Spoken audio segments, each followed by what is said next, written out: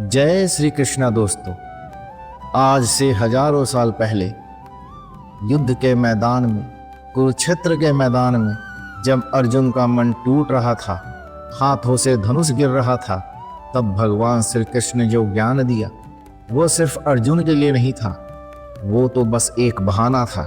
असल में वो ज्ञान आपके लिए और मेरे लिए था, हम सभी के लिए था।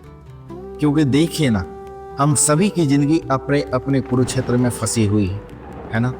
कैरियर का दबाव, किसी के रिश्तों में उलझन, असफलता का डर, आत्मसंदेह की आग, पता नहीं और कितने सवाल। ये सवाल हर किसी के मन में है। क्या जीवन सिर्फ समस्याओं का पहाड़ है? क्या इन चिंताओं का कोई अंत है? क्या सच में शांति और सफलता मिल सकती है? गीता कहती है बिल्कुल बिल्कुल मिल सकती है, लेकिन इसका उत्तर आसान नहीं है। ये कोई जादू की छड़ी नहीं है, ये तो एक पूरी जिंदगी जीने की कला है। और इस कला के रहस्य छुपे हैं भगवान श्री कृष्ण के उन बातों में जिन्हें हम अक्सर सुनकर भी अनसुना कर देते हैं। पर सवाल ये है, ये रहस्य है क्या? वो कौन सी चाबी है जो हमारे मन के तालों को खोल सकती है? इस सवाल का उत्तर जानने के लिए पहले एक और बात समझनी जरूरी है। हमारे सबसे बड़ी गलती क्या है? हम शांति ढूंढते कहाँ हैं? कृष्ण कहते हैं शांति बाहर नहीं, अंदर है। एक बार नारद जी ने कृष्ण से पूछा, प्रभु शांति कहाँ मिलेगी? कृष्ण ने पानी से भरा एक कटोरा लिया, उसे हिलाया, पानी गंदा हो गया। फिर उन्होंने उसे शांत छोड़ दिया।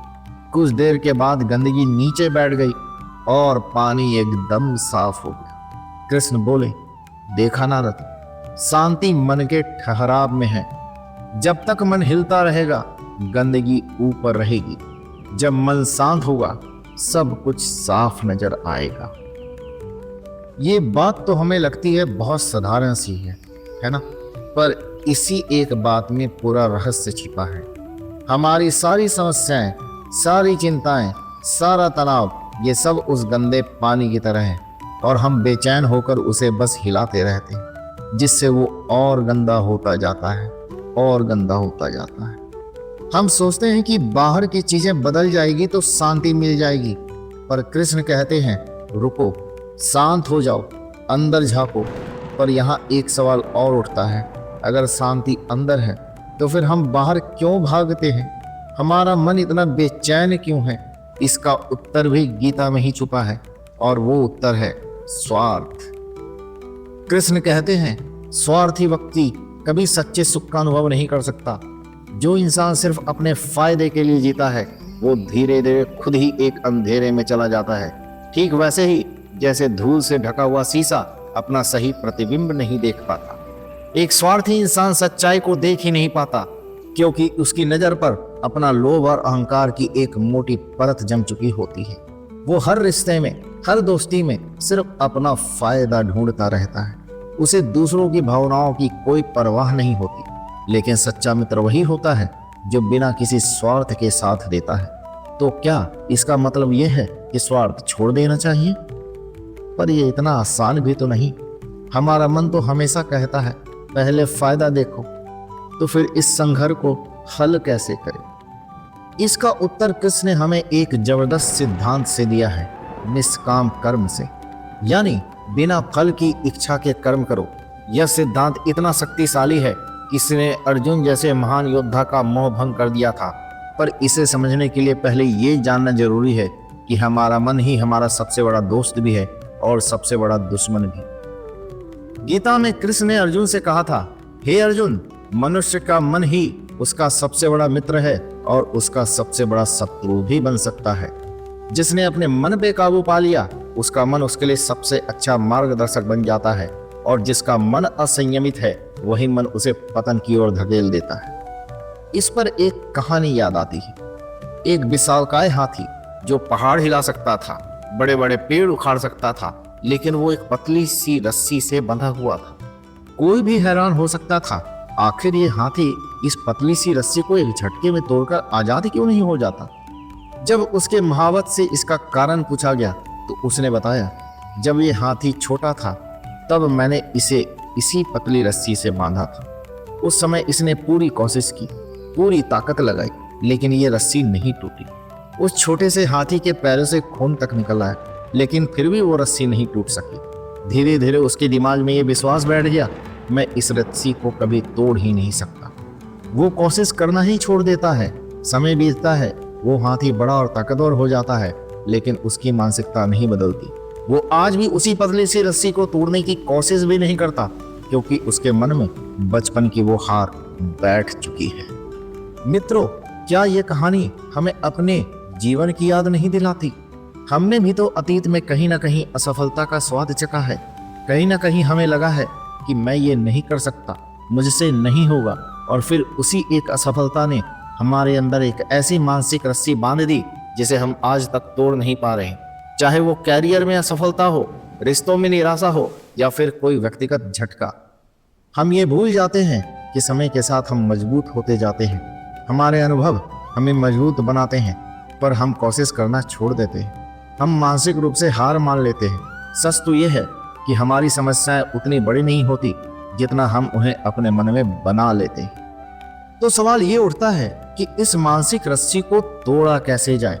इसका उत्तर देती है गीता की वो शिक्षा जिसके बारे में हमने अभी अभी बात की, और वो है निष्काम कर्म। लेकिन इसे अच्छे से समझने के लिए थोड़ा और गहराई में जाना होगा, क्योंकि निष्काम कर्म का मतलब काम ना करना नहीं, बल्कि काम को एक अलग दृष्टिकोण से करना होता है। कृष्ण कहते हैं, कर्म करो, फल की इच्छा मत करो। ये कोई दार्शनिक बात नहीं, ये बहुत व्यवहारिक है। देखिए, जब आप कोई कार्य करते हैं तो आपका पूरा ध्यान उस कार्य के परिणाम पे होता है। क्या मैं सफल होऊंगा? क्या मुझे पदोन्नति मिलेगी? क्या लोग मेरी प्रशंसा करेंगे? अगर असफल हो गया तो फिर क्या होगा? ये सारे विचार आपके मन को विचलित करते हैं। आप चिंता महसूस करते हैं और आप पूरी ऊर्जा के साथ कार्य पे ध्यान नहीं दे पाते। लेकिन जब आप परिणाम की चिंता छोड़कर बस अपना श्रेष्ठ कार्य करने में लग जाते हैं तो क्या होता है? आपका मन शांत रहता है, आपका सारा ध्यान वर्तमान कार्य पर होता है, और जब आप पूरी एकाग्रता के साथ काम करते हैं तो स्वाभाविक रूप से परिणाम भी अच्छे आते हैं, फिर सफलता भी आपको मिल जाती है। यही तो है निष्काम कर्म का रहस्य। ये चिंता छोड़ने का सूत्र है, लेकिन ये इतना सरल क्यों नहीं है? क्योंकि हमारा अहंकार हमें फल की चिंता करने के लिए उकसाता है, हमें रोकता नहीं। क्या सफलता और असफलता को समान भाव से देख पाना संभव है? श्री कृष्ण कहते हैं, हाँ, जो व्यक्ति सुख दुख, जीत हार, मान अपमान को समान भाव से देखता है वही सच्चा ज्ञानी है। पर यह समानता आती कहां से है? दरअसल ये आती है उस समझ से कि शरीर नश्वर है, आत्मा अमर है। जो आया है वो जाएगा, जो है वो बदलेगा। इस संसार में कुछ भी अस्थायी नहीं है। तो फिर इन अस्थायी चीजों के लिए इतना तड़ाप क्यों, इतना मोह क्यों, इतना दुख क्यों? जब आपको ये गहरी समझ हो जाती है तो फिर असफलता आपको तोड़ नहीं पाती और सफलता आप में अहंकार पैदा नहीं कर पाती। आप संतुलित रहते हैं, आप केंद्रित रहते हैं। पर दोस्तों, एक सवाल अभी भी बाकी है। ये समझ, ये गहरा विश्वास आएगा कहां से? भगवान पर भरोसा कैसे बढ़ेगा? कृष्ण कहते हैं, ये सब मुझ पे छोड़ दो। अपने सारों दुखों की चिंता, अपना सारा बोझ मुझ पर छोड़ दो। लेकिन समस्या यह है कि हम छोड़ते नहीं, हम छोड़ने को तैयार ही नहीं। हम सोचते हैं कि अगर हमने सोचना बंद कर दिया तो सब कुछ बर्बाद हो जाएगा। हम सिर्फ सोचते रह जाते हैं और कोई कार्य नहीं कर पाते। मित्रों, कृष्ण का स्पष्ट संदेश है, भगवान पे भरोसा रखो, अपना बोझ उसे सौंप दो और फिर बस अपना कर्म करते रहो। जो कर्म करता है वही आगे बढ़ता है, जो सिर्फ सोचता रह जाता है वो अपने ही विचारों में उलझ कर रह जाता है। ये दुनिया भगवान की है, वही इस पूरी सृष्टि को चला रहा है। हम तो केवल साधन हैं। हर परिस्थिति, हर सफलता, हर असफलता के पीछे उनकी ही इच्छा है। जब आपको ये विश्वास हो जाएगा कि मैं बस अपना श्रेष्ठ कर सकता हूँ, परिणाम भगवान के हाथ में है, तो आपका सारा डर, सारी चिंता खत्म हो जाएगी। मित्रों, जीवन एक किताब की तरह है। अगला पन्ना क्या है ये कोई नहीं जानता। हम पिछले पन्ने को पढ़ तो सकते हैं पर बदल नहीं सकते। इसलिए आगे बढ़ते रहना ही जीवन है। दुर्बल लोग किस्मत को दोष देते हैं, मजबूत लोग पत्थर का सीना चीर कर भी उठ जाते हैं। तो फिर आप मजबूत कैसे बने? अपने आंतरिक बल को कैसे पहचाने? कृष्ण कहते हैं, हे अर्जुन, अपने भीतर छुपी उस दिव्य शक्ति को पहचानो। हम सबके अंदर एक सुंदर आत्मा है, लेकिन वो संदेह, भय, नकारात्मकता की मोटी परत में छुप गई है। जैसे जैसे हम इन नकारात्मक परतों को हटाते जाते हैं, वैसे वैसे हमारी सच्ची पहचान प्रकट होती जाती है। क्रोध, अहंकार, भय, ये सब पत्थर की वो परतें हैं जो हमारी असली छवि को ढके हुए है। याद रखना, जीवन की हर समस्या आपको तोड़ने नहीं बल्कि आपको बनाने आती है, आपको चमकाने आती है। जो जितना अधिक तपता है वह उतना अधिक ही चमकता है। सोने को भी आग में तपाया जाता है, तभी वह कुंदन बनता है। तो मित्रों, आज का सबसे बड़ा निष्कर्ष क्या है? पहला, मन को शांत रखो। बेचैन होकर गलत निर्णय मत लो। जैसे गंदा पानी शांत होने पर साफ हो जाता है, वैसे ही शांत मन में हर समस्या का समाधान साफ नजर आता है। दूसरा, कर्म करो, फल की चिंता मत करो, अपना श्रेष्ठ प्रयास दो, परिणाम की चिंता छोड़ दो, सफलता और असफलता को समान भाव से देखो। तीसरा, भगवान पे भरोसा रखो, अपना सारा बोझ उन पर छोड़ दो। विश्वास रखो, जो हो रहा है अच्छे के लिए हो रहा है, आपके भले के लिए हो रहा है। और चौथा, अपनी आंतरिक शक्ति को पहचानो। आप उस हाथी की तरह नहीं है जो अपनी मानसिक रस्सी को तोड़ना भूल गया है। आप में असीम शक्ति है, बस एक बार पूरी ताकत से प्रयास करके तो देखो। और एक अतिरिक्त सीख जो कृष्ण को सबसे प्रिय है, राधे नाम का जाप करो। ये वो नाम है जिससे कृष्ण को सबसे ज्यादा प्रेम है। जो कृष्ण को अपना बना ले, उसके जीवन में सारे दुख स्वतः ही दूर हो जाते हैं।